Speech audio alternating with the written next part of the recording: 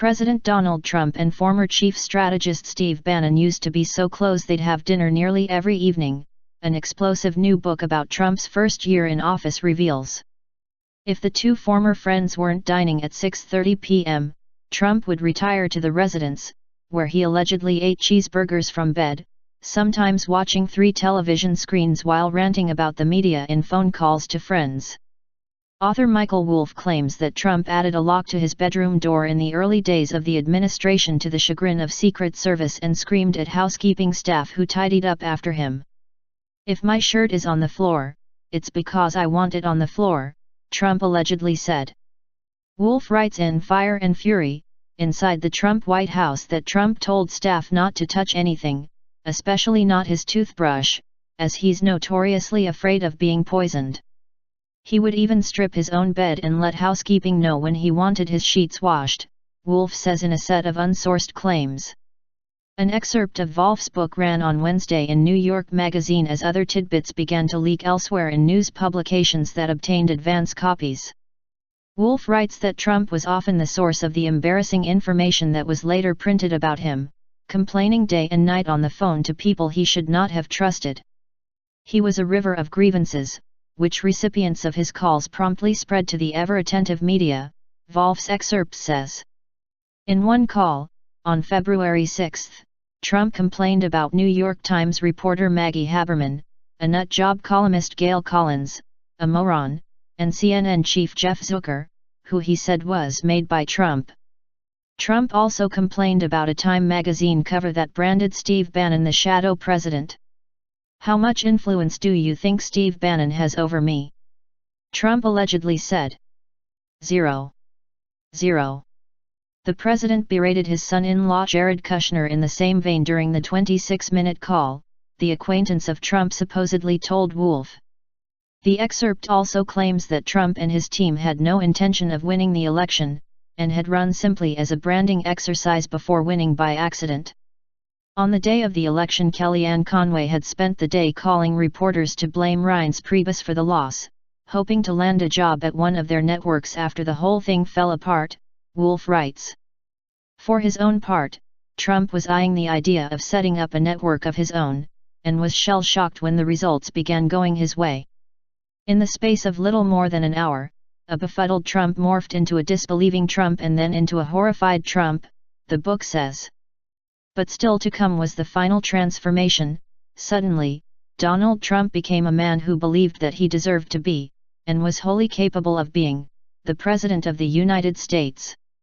After an unenjoyable inauguration during which Trump complained about his accommodation and fought openly with a teary-eyed Melania, he arrived in the White House where Bannon claims to have taken charge. In the chaos of the first few weeks, during which nobody's role in the administration had been defined, Bannon pushed through a series of executive orders to draw a line under the Obama era and mark the start of the new Trumpian era. Chaos was in part Bannon's strategy, the book claims, in part down to the total inexperience of the team, and in part down to Trump's own impulsive behavior. Amidst this turbulence, Bannon, Kushner, and Priebus all vied for Trump's attention, each knowing that whoever spoke to him last wielded the greatest influence. This sparked a daily war which was fueled by Trump's own unguarded comments about his senior staff during nightly phone calls with friends. The president used these calls to speculate on the flaws and weaknesses of each lieutenant vying for his attention, in scathing and often personal remarks. Chief strategist Steve Bannon was disloyal and always looked like shit. Chief of Staff Reince Priebus was weak and too short, a midget, while Press Secretary Sean Spicer was an idiot who also dressed terribly. Counselor Kellyanne Conway was derided as a crybaby, and son-in-law and senior advisor Jared Kushner was branded a suck-up who should never have come to Washington with wife Ivanka, the book claims Trump said. After the excerpt ran, Trump issued an extraordinary statement bashing Bannon, who went on the record to Wolff. Trump's White House press secretary sent out a statement of her own that called the book trashy tabloid fiction full of false and misleading accounts after the president's longtime consigliere was quoted trashing Donald Trump Jr. and claiming his father would have immediately been made aware of an infamous Trump Tower meeting with Russians.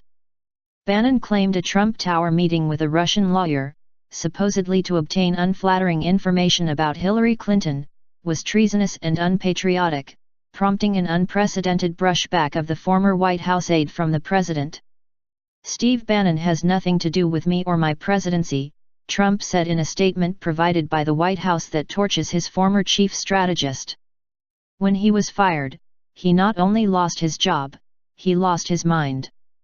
Trump's press secretary, Sarah Huckabee Sanders, then told reporters that the president was furious and disgusted by Bannon's assault on the president's son and son-in-law, Jared Kushner, who also attended the Trump Tower meeting.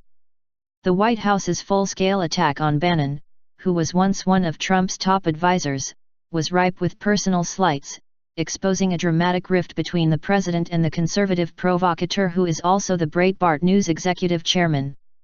It followed Bannon's comments undercutting the president's eldest son and a suggestion that Donald Trump was involved in the 2016 meeting with a Kremlin-linked Russian lawyer that Bannon is now quoted as saying should have been reported to the FBI. "Steve was a staffer who worked for me after I had already won the nomination by defeating 17 candidates, often described as the most talented field ever assembled in the Republican Party," Trump said. "Now that he is on his own, Steve is learning that winning isn't as easy as I make it look."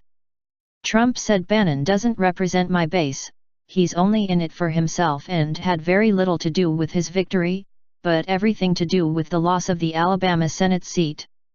The cutting statement went on to say, "Steve pretends to be at war with the media, which he calls the opposition party, yet he spent his time at the White House leaking false information to the media to make himself seem far more important than he was." Bannon backed losing candidate Roy Moore, who Trump ultimately campaigned for in the special election after claiming the Republican would have a tough time winning the general election and endorsing his primary opponent. Sanders said Wednesday that the loss contributed to the falling out between the president, who last spoke to Bannon sometime in early December. "Accusing the president's son of treason is also not a way to curry favor with Trump," she stated, calling the allegation ridiculous. "I think there are a number of factors that played in. I would certainly think that going after the president's son in an absolutely outrageous and unprecedented way is probably not the best way to curry favor with anybody."